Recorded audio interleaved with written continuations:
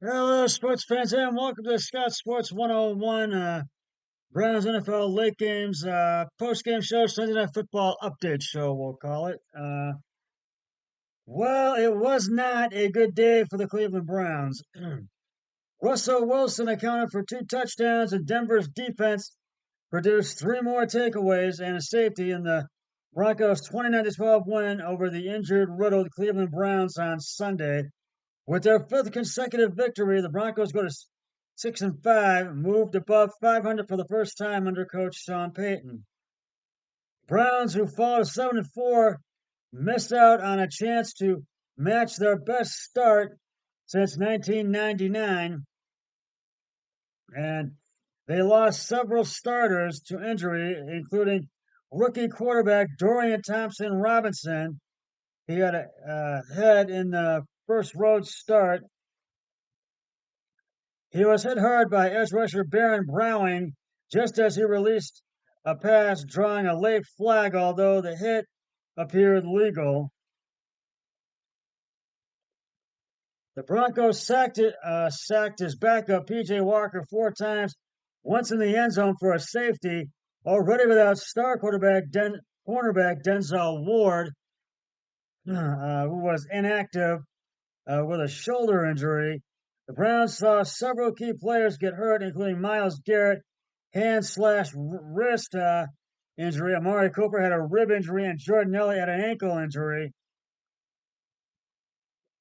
Although the Browns sport a historically stout defense, the story on Sunday was about Denver's surging defense, which has now collected a whopping 15 takeaways in the Broncos' last four games, their best four-game stretch since 1989.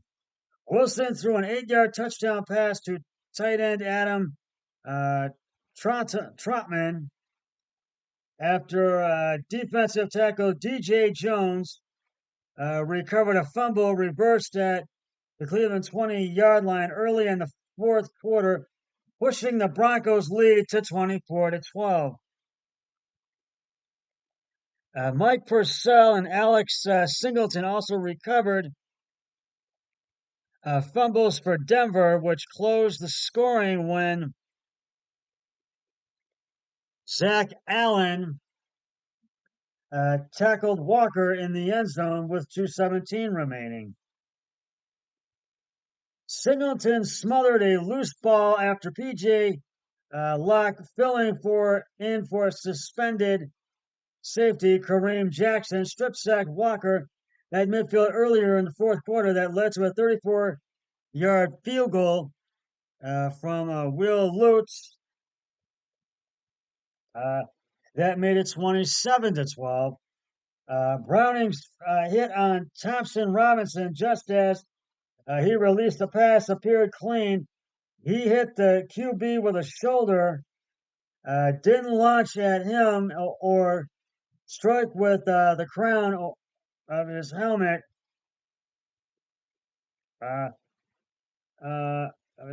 Thompson Robinson was scrambling to avoid several pass rushers on 3rd and 12 from his 23 and was near his own goal line when he threw incomplete. As Thompson Robinson lay on the ground back, Judge Greg Steed ran over him and threw a late flag, roughing the passer, sending Cleveland's punt unit back to the sideline. In the third quarter,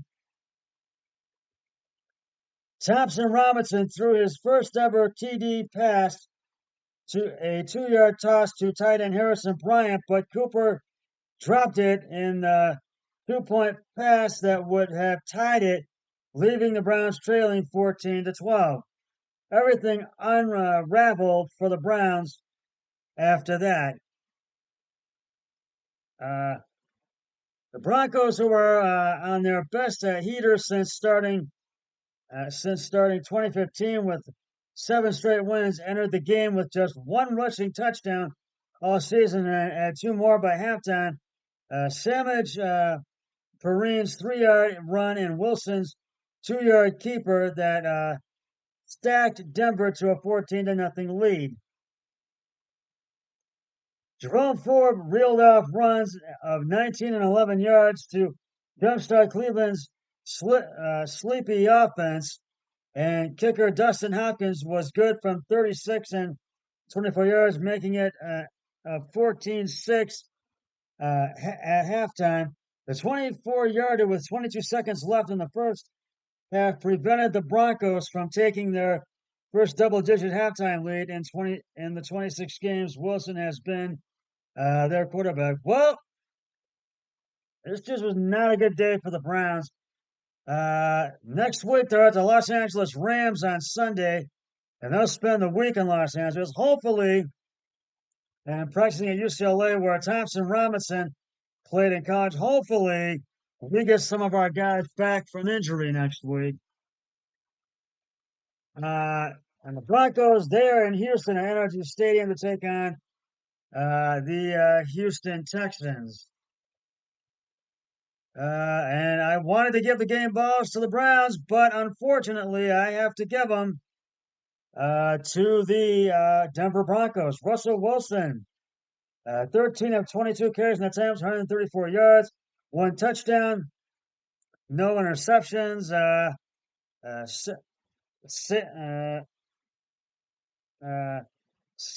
Simji Perrine, 7 attempts, 55 yards, 1 touchdown, and I think it's Cortland Sutton, 3 receptions, 61 yards. And in today's game, Dorian Thompson Robinson, 14 of 29 carries and attempts, 134 yards, 1 touchdown. Jerome Ford, 9 attempts, 65 yards. And David Njoku, 6 receptions, 59 yards. But this just was not a good day for the Browns today. And I'll give you the highlights of this. Anyway, Browns have to go 3 and out after punt after going have to go 3 and out. Have to punt after going 3 and out. 3 plays, 3 yards, and then the Broncos scored their first touchdown. It was Russell Wilson passed deep left to Cortland Sutton, pushed out of bounds at the 3 for 31 yards. As you know, it was Sam G. Perrine up the middle for the 3-yard touchdown. The replay official reviewed the runner broke the plane ruling, and the play was upheld. The ruling on the field stood, and the extra point was good, and it was 7 to the. I felt that should not have stood, but that was not the case. Then the Browns had fumbled the ball. It was a 4th and 1 at the Cleveland 49. Direct snap to Harrison Bryant, fumbles at the Cleveland 49, recovered by Purcell at the 50. And then the Broncos got the ball back, and they fumbled the ball.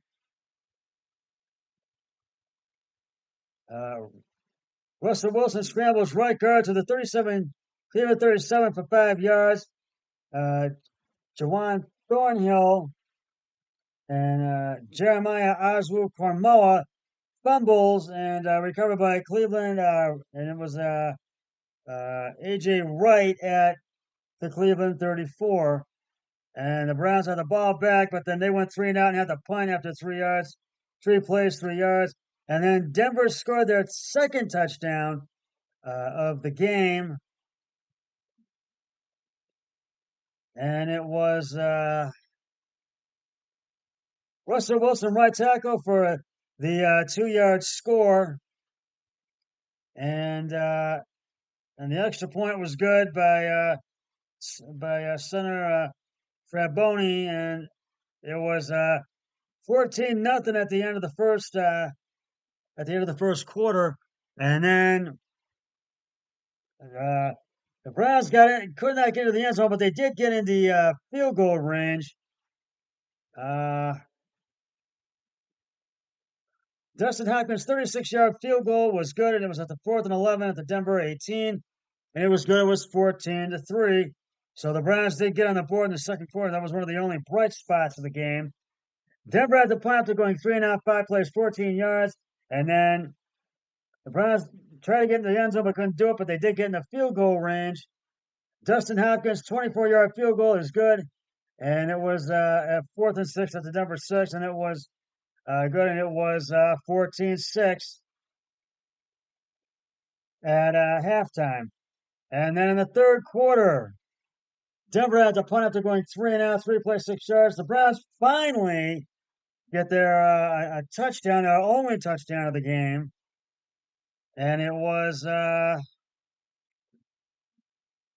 Dorian Thompson-Robinson passed short right to Harrison Bryant, and for the 2-yard touchdown. And the 2-point attempt failed, and Dorian Thompson-Robinson's pass to Amari Cooper was incomplete. So it was 14-12, and he had dropped the ball, and then Denver got in the field goal range, but they got in the tried to get in the end zone, but couldn't do it, but they got in the field goal range. Willer's 23-yard field goal is good at the 4th and 5 at the Cleveland 5, and it was 14-5. It was 17-12, excuse me. Then the Browns had another fumble in the third quarter, and it was Elijah Moore fumbles, and it was recovered by I think it was Jones at the Cleveland 20, and then it was still 17-12 at the end of the third quarter, and then Denver scored their second touchdown of the game. Actually, the third touchdown of the game.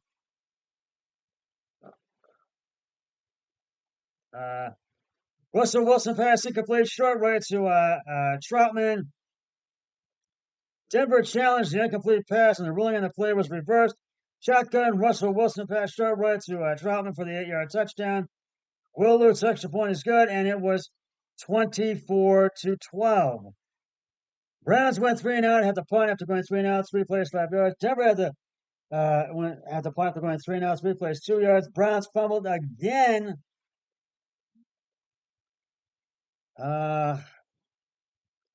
PJ Walker sacked at the Denver 42 for minus 9 yards, and then PJ Locke recovered by Denver at the Denver 42, and Denver got into field goal range once again. They couldn't get in the end zone, but got in the field goal range. 4th and 2 at Cleveland 16. Willard's 34-yard field goal was good, and it was 27-12. Then the Browns had a turnover on downs, and that was PJ Walker passing complete short middle to Jerome Ford and directed for Amari Cooper, and then Denver got the ball back,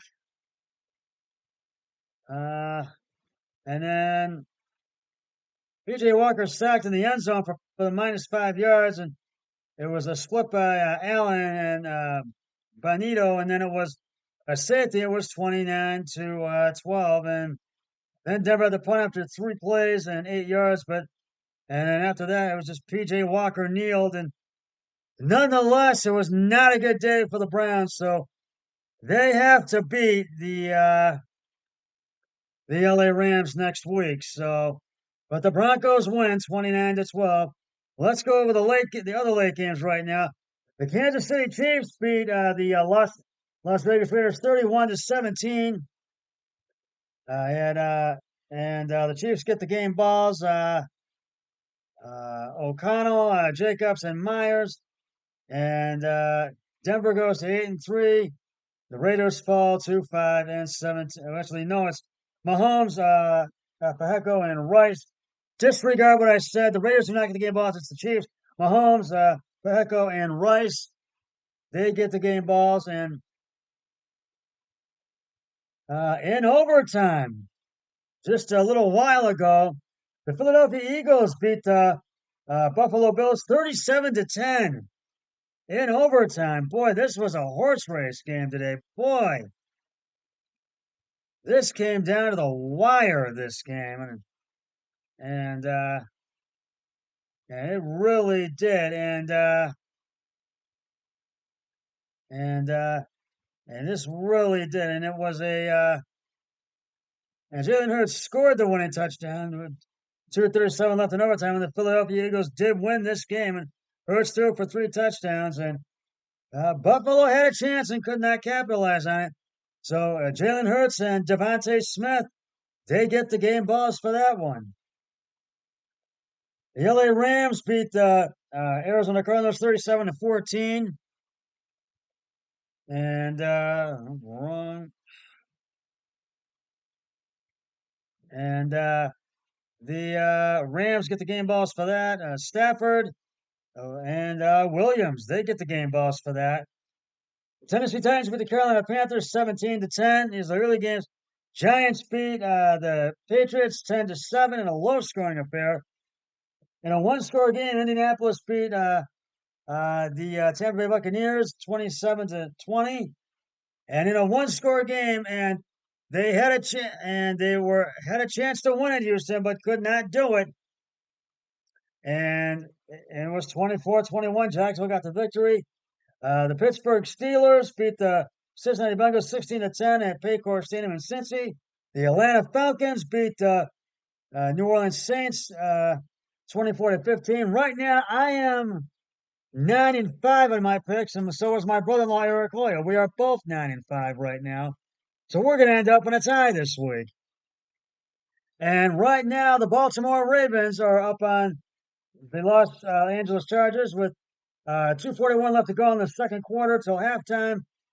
2nd and 10 at the Chargers 19, and it's 7-3 Ravens.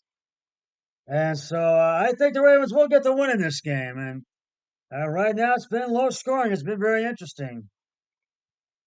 So, and right now it is, and it was Government left into the Chargers 19 for no gain. And right now, the Ravens have the ball right now. So I think they will get the win. And so that's just about going to wrap it up for the Scott Sports 101 Browns NFL late games, post game show, Sunday Night Football update show.